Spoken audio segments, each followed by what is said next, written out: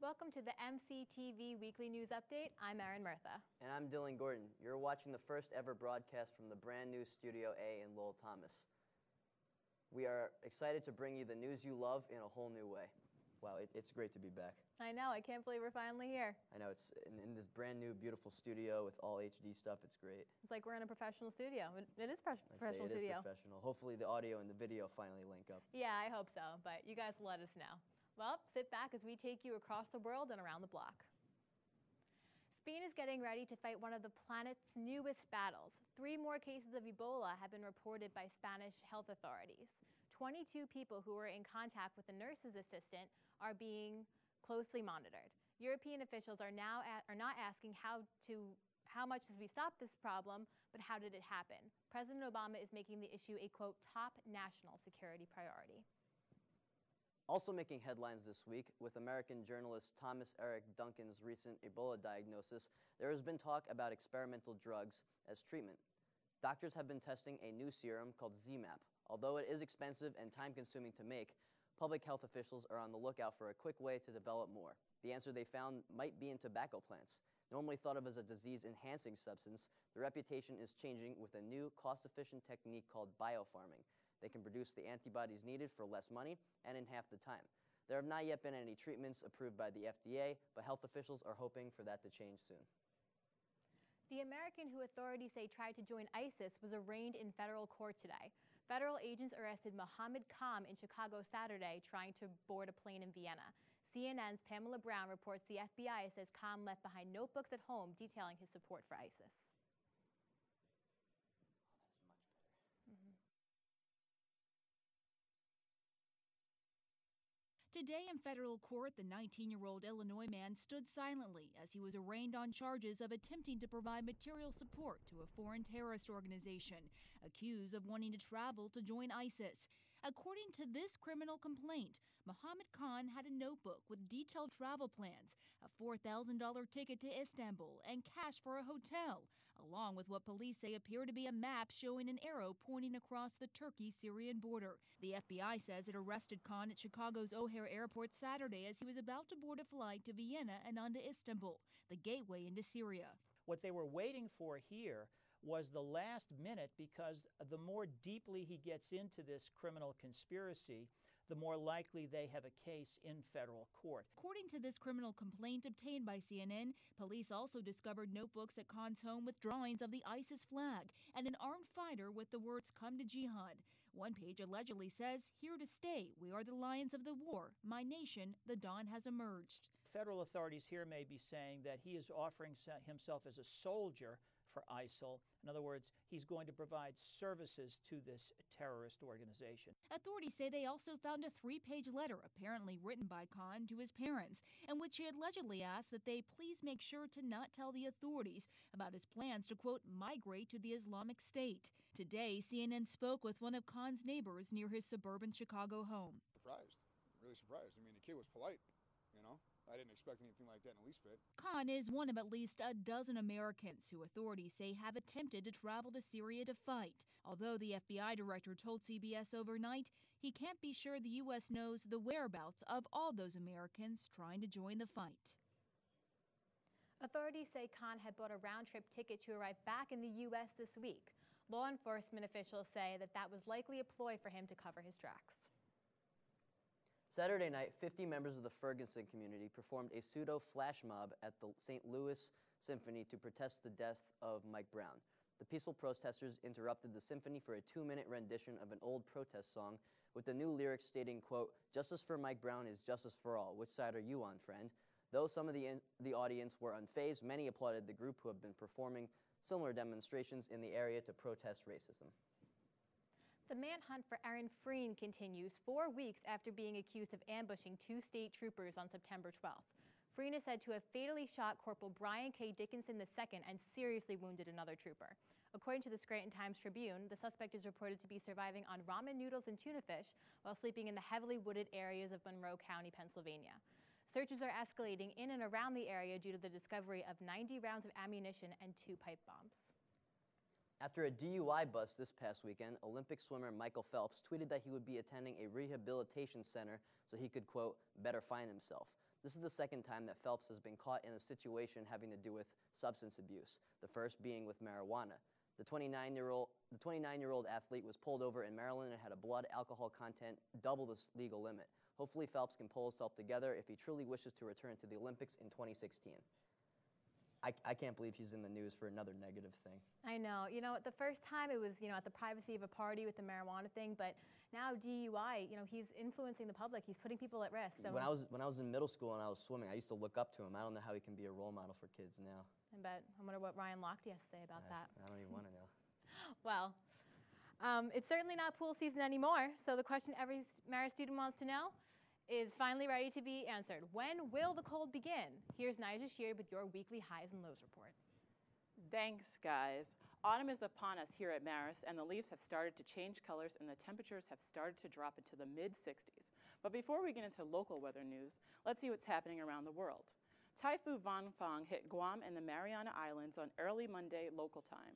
The typhoon was expected to cause critical damage to the area. However, only power outages and flooding have been reported. Typhoon Vangfang is expected to transform into a super typhoon by Thursday and sustained winds potentially reaching up to 150 miles per hour. Unfortunately, the path of Vangfang seems to be headed toward Japan, and the country is still dealing with heavy rain, flooding, landslides, and strong winds caused by another typhoon, Panfan. The typhoon hit Tokyo on Monday morning local time. Moving on, the next lunar eclipse is scheduled to take place Wednesday at 5:15. The best places to view the lunar eclipse are on the East Coast, Hawaii, California over here, where the cloudiness is not so heavy. But it seems that us in the East Coast will have a hard time with the visibility, and we'll only see partial of the eclipse. So, because of the weather on Wednesday, the rain and the cloudiness will block us from seeing the eclipse, but we can turn to online to watch that. But the best chance, mostly clear skies, are in the northern central parts of California, all the way into the northern Great Basin, northern plains, and western Great Lakes. Unfortunately, the visibility in the East Coast, as I mentioned, is spotty from Maine to the parts of Kentucky and Tennessee, and rain showers and thick cloud coverage will occur. A lunar eclipse occurs when the moon passes directly behind the Earth into its shadow or umbra, making the moon appear a coppery red color. The phenomenon is often referred to as a blood moon. Now for tonight's weather, we can expect strong winds and a low of 58 degrees. The weather will continue to deteriorate as the week moves on. Tomorrow's weather is expected to be rainy and with AM showers and a high of 69 degrees. So, reaching up to 30 miles per hour. Not looking good if you're trying to see the blood moon on Wednesday. Thursday, you can expect sunny weather and a high of 62 degrees for Friday. Expect AM showers with decreasing winds. Luckily, the skies are clearing up just in time for Alumni Weekend on Saturday and Sunday. Weather will most likely be sunny for the rest of the week, and Monday, sadly, you can expect rain coming in. So, with your weekly highs and lows report, I'm NIAJJA SHEARD. Back to you guys. So, Erin, are you going to see the game this weekend?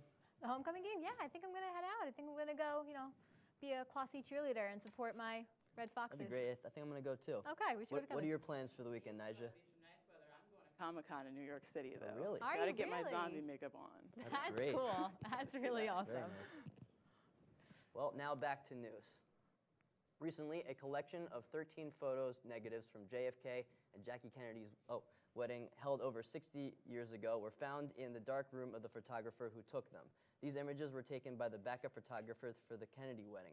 A few of his relatives found the images after going through his dark room following his 1993 death. The pictures taken were both candid and formal shots of the event. Some of these photos include the couple leaving the church after the ceremony and another of their wedding cake being cut. It is predicted that these pictures will sell for thousands of dollars by the time the auction ends in mid-October. Now we're following up on a developing story. Where in the world is Kim Jong-un?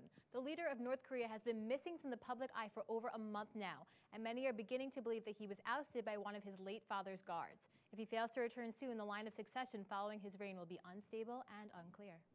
Yesterday, the Supreme Court was expected to discuss the bans that federal appeals courts had made against gay marriage in Virginia, Indiana, Wisconsin, Oklahoma, and Utah. Instead, the court declined to hear the appeals, meaning that gay marriage is now legalized in those states. 6 other states are waiting to hear about similar appeals, and will likely follow in the same pattern. It is suspected that the Supreme Court is refusing involvement because they see the U.S. heading towards legalization of countrywide same-sex marriage, regardless of their rulings. It seems as though things are off to a rocky start. For more on the issue, CNN's Erin looks ahead at the legal and political challenges facing the justices in the coming months. The Supreme Court's docket is dominated by one momentous, socially charged issue: whether gays and lesbians have a nationwide equal protection right to wed legally. The justices expected to decide in coming weeks whether to put same-sex marriage to the constitutional test. In theory, the justices can avoid deciding any question, particularly when there's no division and there isn't about same-sex marriage yet. But this is just too important. They can't stay out. It would be ridiculous for the nation's highest court not to decide this issue. 31 states ban same-sex marriage. And while homosexual couples seeking the right say their committed relationships deserve full legal recognition, some states say courts should stay out of the fight after their citizens have voted to preserve traditional marriage. When the court, on such an issue where there are very strong opinions on both sides like this is a huge issue of social change in our country. When the court steps in and makes it into a constitutional issue, it makes the court look significantly more political in the eyes of the American people. Other key disputes grabbing the court's attention: whether a no-beards prison policy violates the religious liberty rights of Muslim inmates, when pregnant workers can bring workplace discrimination lawsuits against their employers, and policing speech crimes in the digital age. Just when do online threats cross the line from free speech into criminal conduct? It often can be hard to judge the intent behind some comments. And so the question is whether you have to show, in order to convict someone of a crime based on comments they've made on Facebook, that they intended to make a true threat of serious bodily harm or death, or is the issue whether a reasonable person reading those Facebook posts would have considered him or herself to be seriously threatened. Erin, CNN, Washington. The tragedy of Malaysia Airlines Flight 370 left everyone in disbelief over its disappearance, but the search for the missing jetliner continued this past Sunday. Australian authorities sent out the GO Phoenix search vessel ship to the southern Indian Ocean. The ship will be accompanied by 2 more ships within the next month and will rely on sonar sweeps to locate possible remains. The search is expected to take up to a year. On a lighter note, if you've ever had plans of traveling across the ocean without a plane or a boat, here's a story that will surely burst your bubble. Coast Guard officials rescued a man floating in a large bubble off the coast of Miami early Saturday morning. The man, longtime endurance runner and peace activist Reza Baluchi, was planning to make the trip from Miami to Bermuda in his hydropod.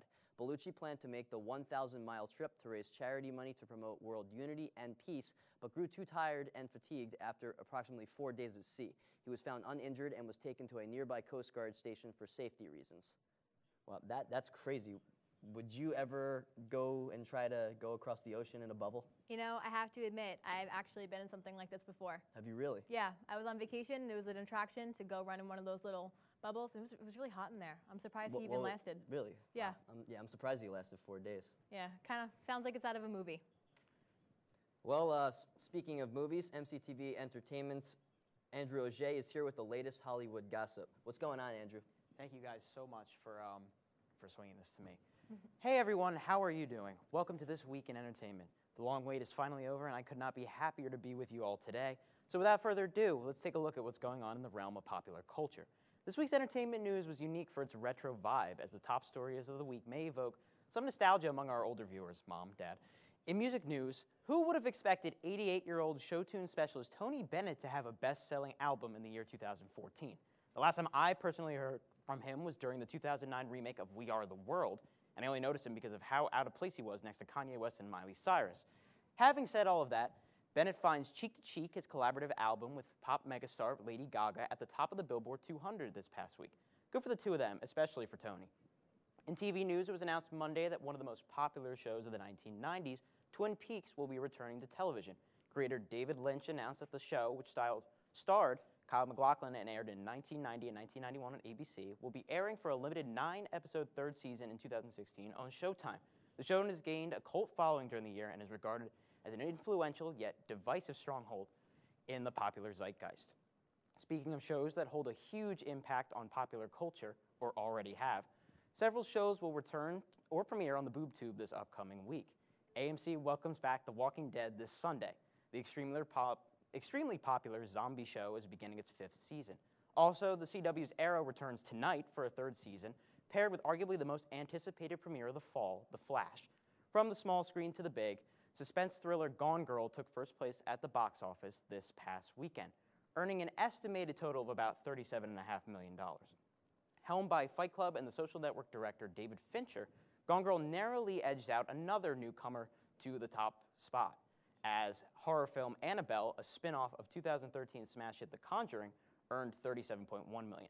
Denzel Washington's vehicle The Equalizer was 3rd in its sophomore frame, earning $18.8 million. Next week sees the release of several new wide releases, including the Robert Downey Jr.-led drama The Judge, Steve Carell family comedy Alexander, and the horrible, terrible, No Good, Very Bad Day, that's a mouthful, and Luke Evans' fantasy action flick Dracula Untold. That's all for this week. I'm Andrew Auger. That's all I have to say. Back to you guys. Well, I don't know about you, but I am pumped for The Flash tonight. I'm a huge fan of it, so. I want to catch up with Arrow first, but I'm very excited. The previews look awesome. It's a great show. I just want to go see Gone Girl. I'm considering skipping my midterms next week. I'm going to go see it. Erin, it's so good. Like, just forget this show. Just go now. Okay, I should. You're right. But we should probably finish the show first, right? Peter will get angry. Yeah. The stars of LA aren't so far away these days. Punk pop band All Time Low recently performed here at Marist College. MCTV got the unique opportunity to sit down with the group and talk about everything from favorite foods to dream collaborations. Take a look. But if you guys could tour at any place at any time with any musician or band ever, like no time restraints and no place restraints, who and where and when would it be? Wow, this is a hard one. Maybe, I mean, I think just for the experience, maybe like Motley Crue or something like that. But then also, Foo Fighters would be incredible. Beethoven. It would have been sick to open for Beethoven. That would have been rad. What do you think his rider was like? 4 wigs. 3 pounded wigs and tons of cocaine and a tonic. Shout out to President Brittany Jelinski for being such a good sport with the guys. You can check out the full interview on our YouTube channel, MCTV HD, as well as on our Facebook page. You know, from rock stars to reporters, we always grab that chance to talk to people who define our culture. That's right, Erin, and I recently had a chance to talk to TV personality Jack Ford. A few questions about his career, both in law and reporting. Here's a bit of that interview. You know, when you saw the fact that you're sitting in front of maybe 7, 8, 10 million people, and you have to explain something, or you have to report on something, the pressure to be accurate, to be fair, to be balanced is enormous. You want to get it right, because you don't want to get it wrong in front of 8 million people. What did you think? How was that interview with him? Oh my gosh, it was surreal. It was so cool to actually see someone who was in the flesh come to our school and talk to us about a career that we're aspiring to be. Yeah, holding the mic out to him, I sort of forgot where I was for a second. Yeah, well, I think he was impressed with you. I think he liked you. Thank you. Although the protests in Hong Kong are thinning, problems for U.S.-China relations may be on the horizon. President Obama is scheduled to visit Hong Kong the next month for the annual Asia-Pacific Economic Cooperation meeting, and the issue of human rights might work its way onto the agenda. Since the nature of the protest is pro-democracy, it may be difficult for Obama not to impose pro-democratic opinions on the Chinese leaders. A cease of protest by the November 10th conference would be a relief for both leaders. You know the old saying, cats have 9 lives? Well, it would appear that they aren't the only animals with this talent anymore. A dog in Ozark, Alaska has apparently survived a euthanasia attempt, something that is unheard of. After the 4-year-old dog was injected and seemed to die, it woke up the following morning as lively as ever. It has since been adopted and was named Lazarus after the biblical character. I guess cats have lost their monopoly on extra lives. You know, that must have been really creepy, waking up to your dead dog walking around. I would have thought the zombie apocalypse had happened if I came across something like that. Yeah, I wouldn't want to be in that house that morning. No, I would definitely not want to. No. Well, that's all the news we have for you tonight. Be sure to catch us next week. I'm Erin Murtha. And I'm Dylan Gordon. Have a good night.